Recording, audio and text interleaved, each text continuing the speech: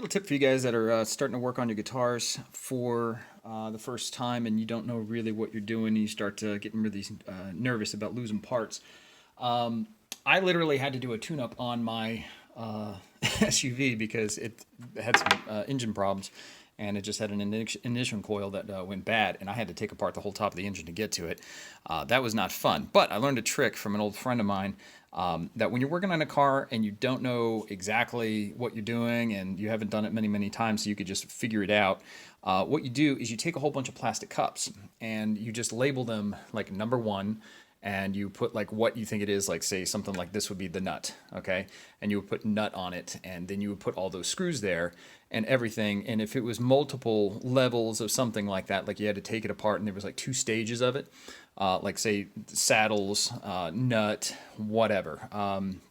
Anyways, you just put them in order. So you put a plastic cup here, and then you put another one that says number two, and you put like truss rod cover and screws, and then you put number three, it's like tremolo saddles and whatever, springs, number four. The point is the way you take it apart, if you take it apart in 1, 2, 3, 4 in those orders, and then when you put it back together, you just do it in reverse order, all of the parts are all separated, and it's actually real easy to put back together. I know every single screw on this, but I was going to say, was going to suggest when you take these things apart and you find that there's 4 of these screws are going to be pretty much identical, and they're not really going to go in any other place on the guitar. You wouldn't probably put them, like for example the screws for these pieces, because they're going to be different. So really, if you do process elimination, you'll figure out that's like, where is 4 screws on this guitar, and you'll be like, okay, there's 4 screws there.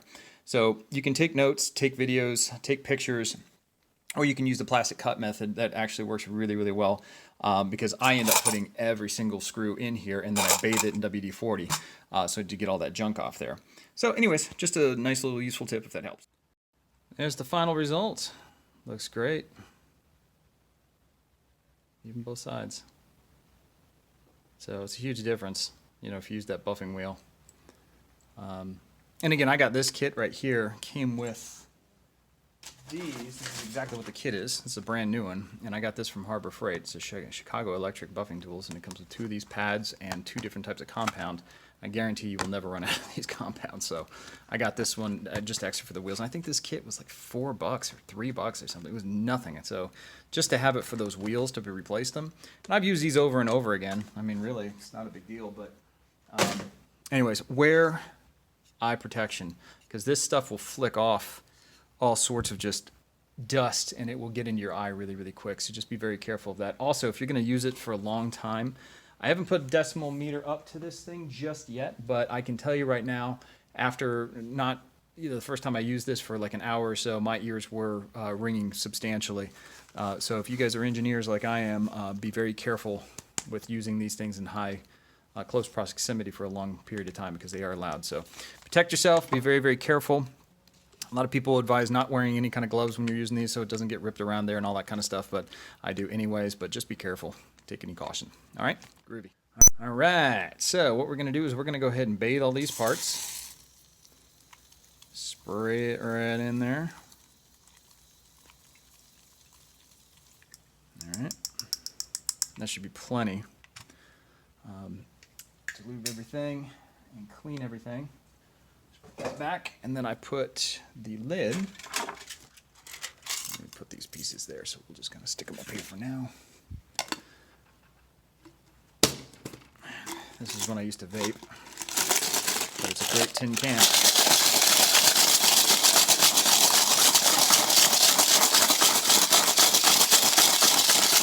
You just let it sit in there and agitate for a little while.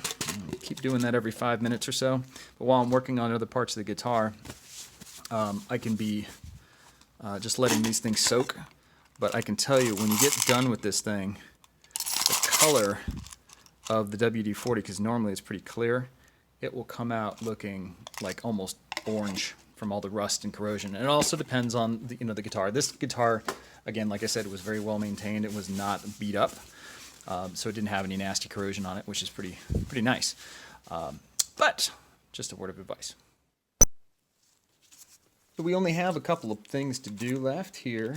The neck and the body, pick guard, back plate, all that stuff is completely finished and restored. This has been sitting overnight. So I've got all the parts, and they were just basically soaking in WD-40. So I'm going to pour them out here and just basically just clean them up, give them a wipe down, and you don't need to see all this kind of stuff. This is just time consuming, but it does just clean everything up and make them nice and shiny. So I'll display them once they're done. Cool, so now I've got everything cleaned and organized. This is what was left in there. It's kind of brown, but not bad, honestly. This, for a guitar that I've had, that I've done some major restores to, I had a lot of rust and everything like that. This would be almost like a reddish or like an orange color. Almost that color. Sometimes it can get pretty gross. But when you lay things out and you put it back together, it can get a little intimidating if you haven't done this a while, but that's why you separate, and then you figure out what all these 3 screws are for, what are all these pieces for. But process of elimination, sometimes what happens is like these screws, because they're very similar to these screws, but the heads are different. But I mean, just from a distance, it's very difficult to see the difference between those two. But you can see, if you get really close, you can see the threads are different, and the heads, more importantly, when you look at them at the top, this is what you want to do, is you want to put them together. You can see them really clear, that this one on the right is much bigger. Not by much, but I guess enough for me. But anyways, so there's 4 of those. And again, you can use that cup method where you put different types of plastic cups and put, you know, each piece is in this, or get yourself like an organizer and you can kind of stage them out like that. But I like the plastic cups methods. It's just kind of more in your face.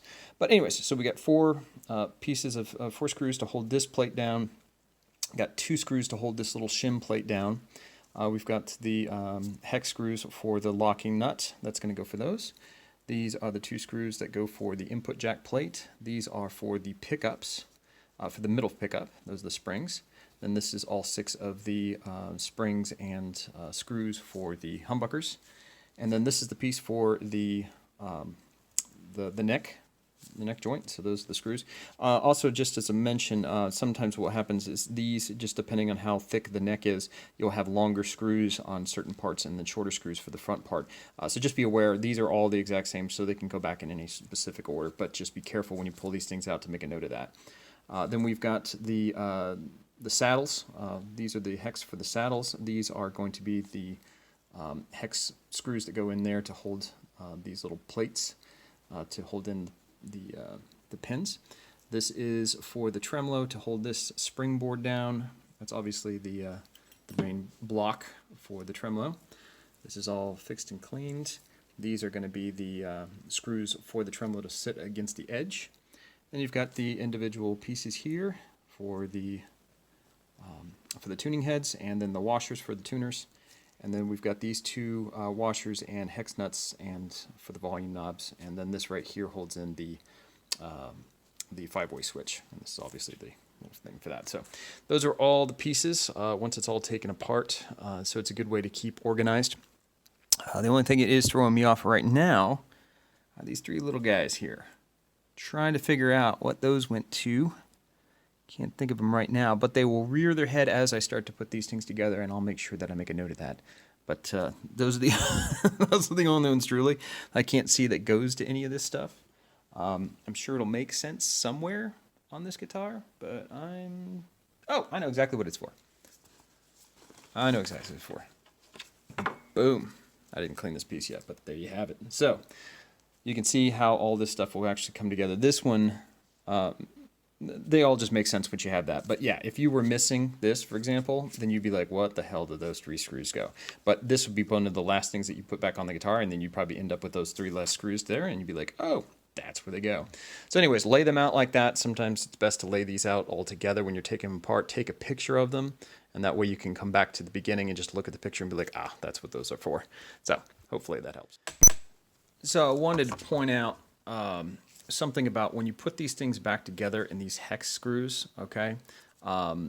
These are, if you can actually see this, and I'll try to, there we go. Do you see these little marks right there? Those are not very common marks, and they're kind of scratches. They're very specific around this. I mean, something to hit that and make that kind of a pattern, it's going to be very difficult. But I can tell you how that happened, because somebody was trying to use needle nose when they were removing these.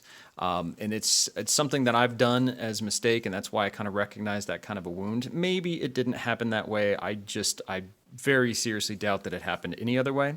But what ends up happening is when you try to put these tuners back together, there's a little hole in the back. That's what this little guide screw is for. So when you put it back, it can only go in one way, and it'll hold in place.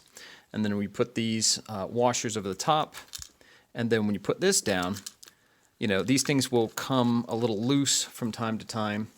And the problem is when you're adjusting them, if you grab them with like needle nose, you'll sit there and you'll get to it and it'll slip and you'll gouge the top of this. So you should be careful. These can also cause a little bit of damage because a lot of people can't get them in there because they're obviously touching the other posts, so you can't really, you know, work them, especially if there's a string on there. So some people will put them over the top and do this, and they'll slip and they'll gouge. This has got more of a soft edge, but needle nose tends to have teeth on them. Try to find a tool or even like you know a wrench that actually has this kind of a way of turning. So that way, there's just no way they can either strip or damage by falling off. So get a tool similar to this, or just get, you know, the end of a you know, just a socket wrench or something like that that can go over that. And I think these are 10 millimeters to begin with, but just as a tip, that's something that you can either damage and strip these things pretty bad, and they can also slide and scratch the top of the headstock. So just as a tip, get yourself the proper tool for doing that.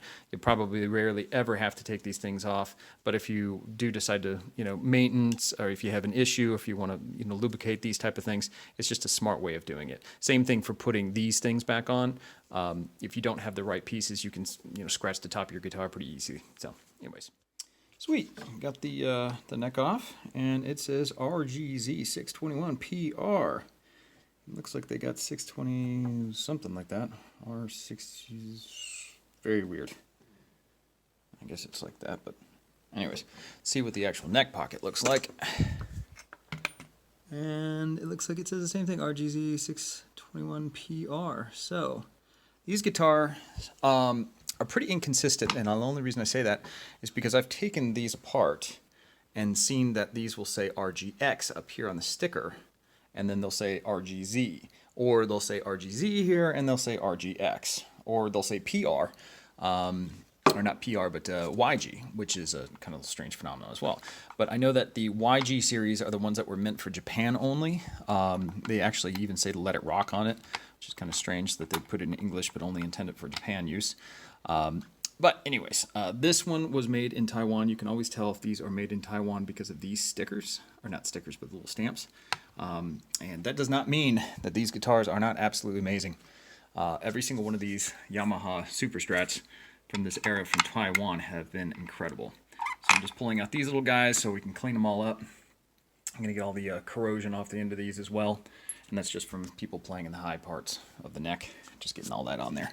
So most of the stuff that looks like it's kind of a white, ashy look, that's actually just dead skin cells. So that's pretty, ugh. You can even see that stuff coming off on my finger right there. So anyways, we'll get that all sparkly clean and move on to the next spot. Want to give a shout out to the guy that sold me this guitar. I mean, he shipped it to me in pieces, so I have to kind of, you know, assembly required type of thing. Doesn't bother me because I was going to take up the whole thing apart anyway, so it kind of saved me a little bit. But I mean, this is the kind of meticulous stuff that he actually went through. He wrapped it in soft tissue paper and then put it into bubble paper before he put it in there. That was very nice. So I would say that that was by far the best packing job I've ever seen, next to Japan sending me a guitar, because that thing was very close to this, but it was fully assembled. But anyways, that's very nice. He also sent me some very cool things. Look at this, the original tag from the guitar. That's pretty sweet. Lifetime warranty. See the dealer. This is in very good shape. It's got a little bit of marring, but whatever. Everybody would have that. And the last thing that was sent to me, which is this, even cooler, the owner's manual. And it is in lots of languages. But I don't know if it's this specific, but it shows all the different models of all the different trims. I've got almost one of each. That's pretty neat. Anyways, not a lot of people care about this kind of stuff, but you ain't ever gonna find these again. That's pretty cool. So I do want to thank the dude for sending me this kind of stuff, because this is kind of the, I guess they call this case candy, and I will take care of that.